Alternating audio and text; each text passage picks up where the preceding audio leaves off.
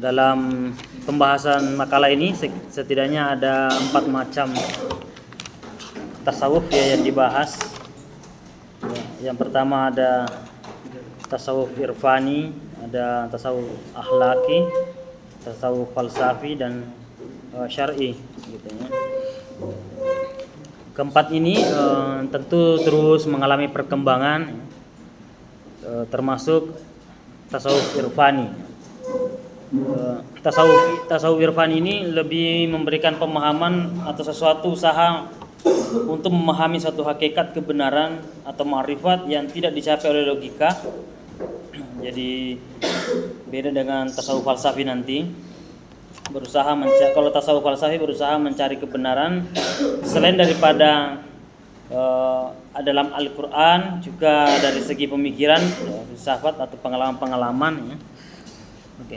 Kalau tasawuf irfani ini itu melakukan pendekatan kepada Tuhan ya, yang tidak dicapai melalui logika atau pembelajaran atau pemikiran, tapi melalui dengan karunia Tuhan ya. Dia mempercayai bahwa ada ilmu Tuhan yang hadir pada dirinya melalui dengan latihan-latihan tertentu. Itu yang menjadi konsep dasar atau yang diyakini oleh sufi-sufi seperti itu. Yang pertama tentu metodenya seperti misalnya metode riyadah ataukah latihan kejiwaan melalui membiasakan diri supaya melakukan hal-hal yang baik dan yang tidak mengotori jiwa ya. Itu yang poin pertama.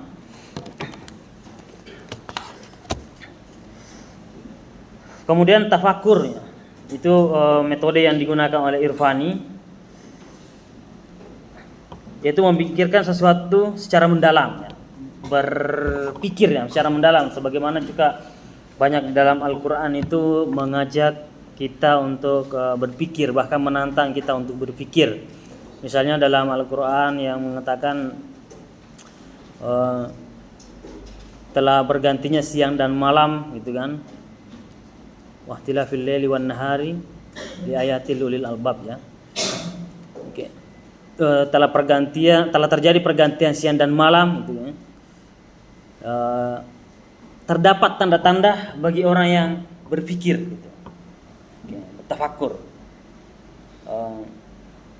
Banyak yang memahami ayat ini bahwa ayat ini sebenarnya bukan sekedar ayat yang membicarakan tentang Tuhan, tapi juga membicarakan tentang bagaimana penciptaan alam semesta, bagaimana fisika itu berjalan ya, hukum-hukum fisika berjalan ya, seperti tadi ya. Tentu pergantian siang dan malam itu bahkan ada yang mengatakan dalam Al-Quran tidak akan mendahului malam, tidak akan mendahului siang, siang tidak akan mendahului malam gitu. Itu kan bagi tanda-tanda bagi orang yang berpikir. Nah, kata berpikir inilah adalah bagian yang ditekankan oleh para penganut tasawuf irfani gitu ya. Okay.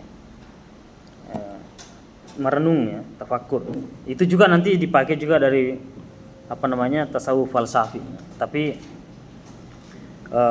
tasawuf irfani juga menggunakan itu ya, yaitu suatu pemikiran yang mendalam dan sistematis. Kemudian tazkiyatun nafs ya, itu adalah metode yang ketiga, adalah jiwa yang disempurnakan melalui dengan pensucian ya. Berusaha mensucikan jiwa ya. Kemudian yang keempat zikrullah, zikir ya. Berzikir ya, mengingat Tuhan ya. Zikir artinya mengingat. Siapa yang diingat? Ya Tuhan. Ya, meskipun ada pengembangan lain bahwa zikir itu dua macam. Ada zikir ritual yang sebagaimana kita sering lapaskan itu, baik di waktu sholat maupun di luar sholat, misalnya setelah sholat ya. Oke. Ada yang berpendapat apa itu zikir? Contohnya misalnya, langsung contohnya.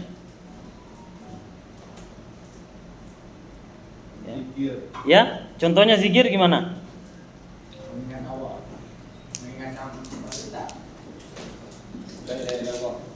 Ya, misalnya lafaznya, misalnya kapan Anda berzikir? Coba. Sholat. 3 Sholat. setelah sholat. Ya? Tidak pasti. Setiap saat. Oke.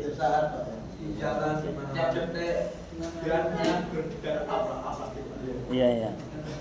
Tapi yang menjadi tradisi yang biasanya Anda berzikir kapan? Ya?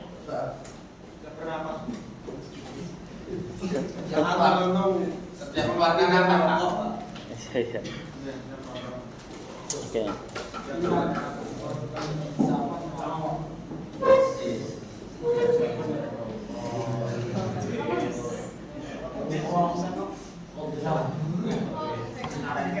Nah, apa itu berzikir? Mendekatkan diri kepada untuk lebih mengenal Allah. Itu lebih mengenal Allah. Gimana? Oke. Mendekatkan diri kepada Allah. Oke. Jadi Tuhan itu misteri ya. Tuhan itu, Allah itu jauh sekaligus dekat. Tuhan itu sering dirindukan oleh manusia, itu menandakan dia berada pada kejauhan. Tapi di sisi lain, manusia kadang-kadang merasa dekat dengan Tuhannya ya. Oke. Bahkan ada yang ada ayat yang mengatakan bahwa Tuhanmu sangat dekat ya. Tuhanmu sangat dekat. Oke. Jadi kalau zikir itu ya, mengingat Tuhan bukan hanya pada saat sholat dan bukan hanya setelah sholat yang selama ini dikerjakan ya. Tapi ada juga namanya zikir aktual ya. Yang pertama tadi ada zikir ritual ya, yang biasanya Anda sholat, kemudian setelah itu Anda baca subhanallah, alhamdulillah, Allahu akbar. Tapi ada zikir lagi yang lain, yaitu zikir aktual, yaitu pengaplikasian ingat Tuhan di luar daripada sholat-sholat tadi. Misalnya jadi pejabat, di laci meja banyak uang negara misalnya. Tadi habis sholatnya sudah berzikir, sholat berzikir ya. Tapi masuk di tempat kerja, dia tergoda dengan uang yang begitu banyak. Dia tidak jadi ngambil ya, karena merasa diawasi oleh Allah, oleh Tuhan. Maka disitulah dia berzikir, disebut sebagai zikir aktual. Disitulah buktinya zikir itu.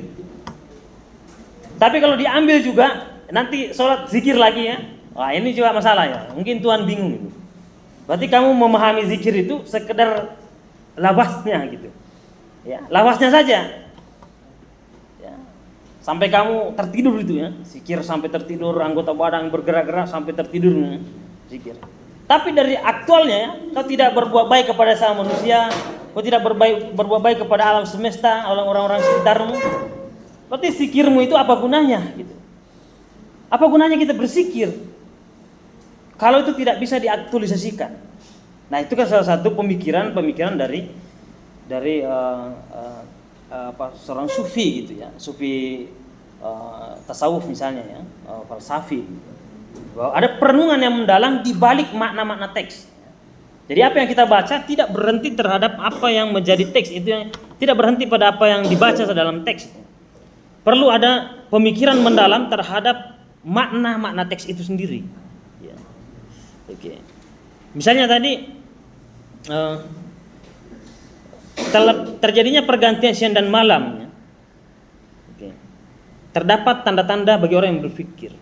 Nah, itu kan kalau orang biasa ya, yang penting sudah malam ya siang. Tapi bagi orang berpikir itu lebih mendalam lagi. Nah, itulah yang kemudian mendorong orang-orang barat itu menggunakan akalnya ya, memikirkan alam semesta ini, sehingga menciptakan suatu pengetahuan saintifik. Ya, banyak itu tokoh-tokoh barat yang masuk Islam karena melihat ayat-ayat Al-Qur'an kemudian dikembangkan secara mendalam.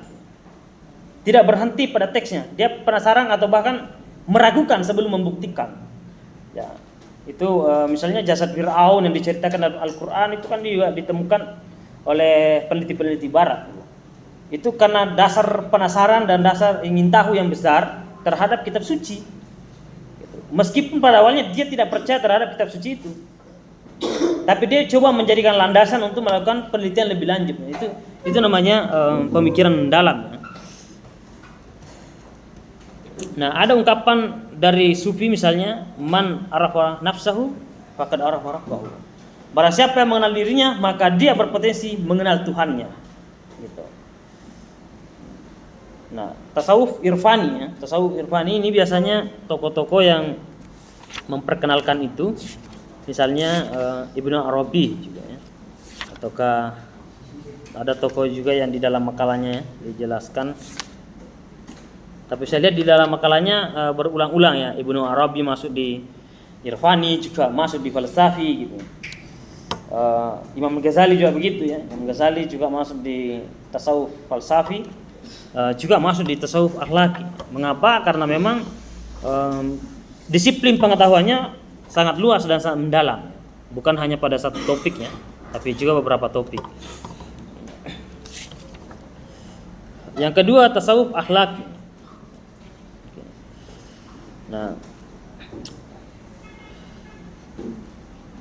Nah, tasawuf itu dalam bahasa Arab artinya membersihkan ya, atau saling membersihkan.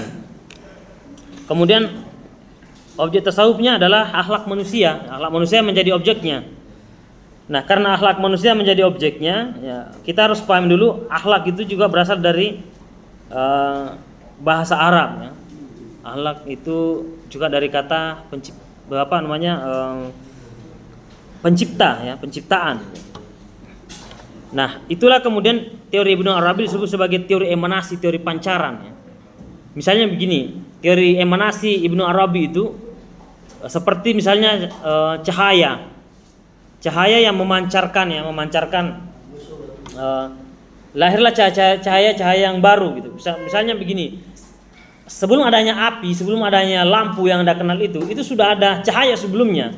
Misalnya cahaya sinar matahari. Nah, sebelum adanya sinar matahari ada namanya cahaya Tuhan. Nah, dari akibat Tuhan itulah lahirlah memancarkanlah, itu namanya teori emanasi ya, teori pancaran. Jadi sebelum adanya matahari adanya Tuhan dulu, lebih dahulu. Tuhan, kemudian terciptalah alam semesta. Nah, alam semesta ini memancar. Nah, dari pancaran itulah kemudian lahirlah cahaya-cahaya yang baru.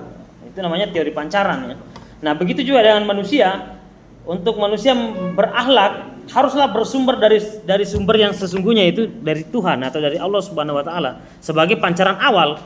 Ya, untuk mendapatkan cahaya dari Tuhan, maka tentu kita harus mengikuti petunjuknya. Nah, itu kan namanya teori emanasi ya, teori pancaran.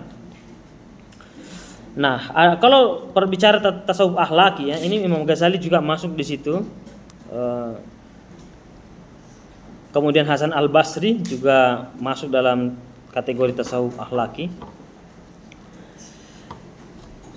Yang pertama, metode yang digunakan tasawuf akhlaki itu, yang pertama tahalli ya. Tahalli itu artinya berusaha mengosongkan diri dari perilaku yang tercela. Itu kalau mau menempuh tasawuf akhlaki ini, kita berusaha dalam keseharian kita mengosongkan diri dari sifat-sifat atau perbuatan yang tercela gitu.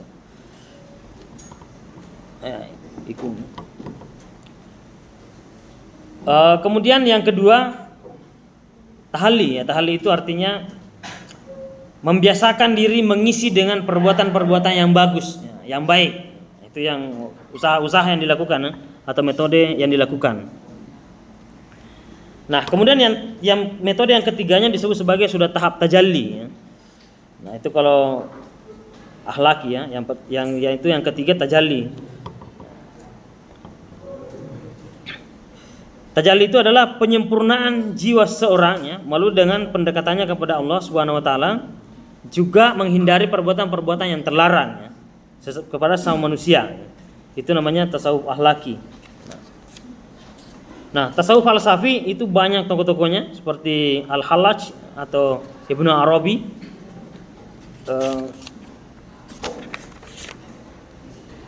Kalau Ibnu Arabi di makalahnya itu juga masuk di tasawuf irfani.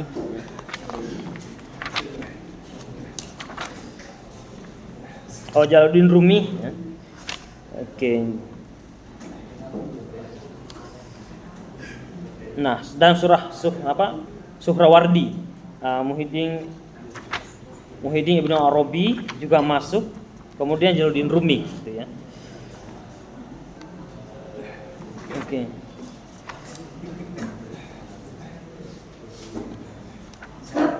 Termasuk Mullah Sadrah ya. Mullah Sadrah itu banyak buku-bukunya sudah diterjemahkan dalam bahasa Indonesia, misalnya menuju puncak ya, puncak kesempurnaan itu.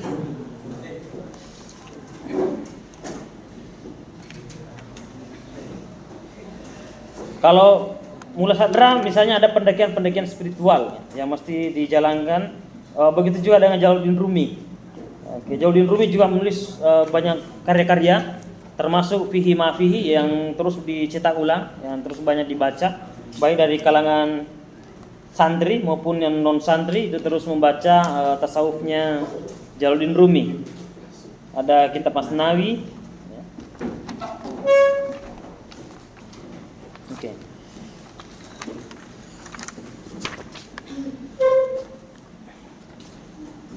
Nah, kalau tasawuf falsafi itu juga menggabungkan antara rasio, ya itu makanya ada yang mengatakan tadi tengah-tengah ya.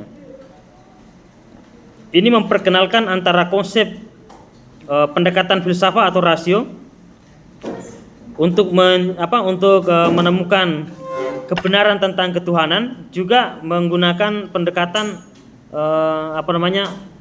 irfani ya, ataukah hati gitu ya, melalui dengan hati nurani atau zikir ya, mensucikan diri, dan juga melalui dengan pemikiran. Nah, itu gabungan dari dua itu antara akal dan hati, maka lahirlah tasawuf falsafi ya, atau tasawuf filsafat.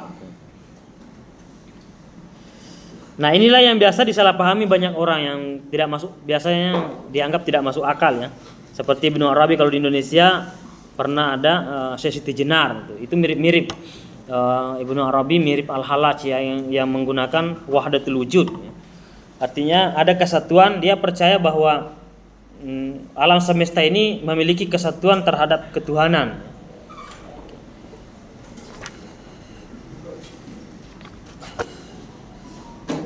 Atau dengan istilah lain, tasawuf filsafat itu, tasawuf falsafi menggabungkan antara rasio ya, pemikiran akal manusia dengan hati untuk menemukan kebenaran.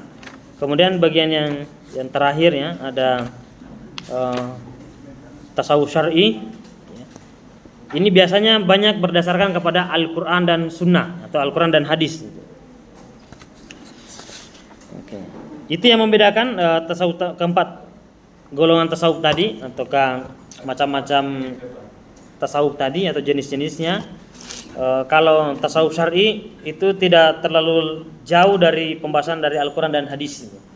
Tapi kalau tasawuf irfani, apalagi tasawuf falsafi, kadang-kadang tidak terlalu berlandaskan kepada Al-Qur'an, tapi lebih banyak membicarakan atau memikirkan melalui dengan rasio ya, atau akal pikiran.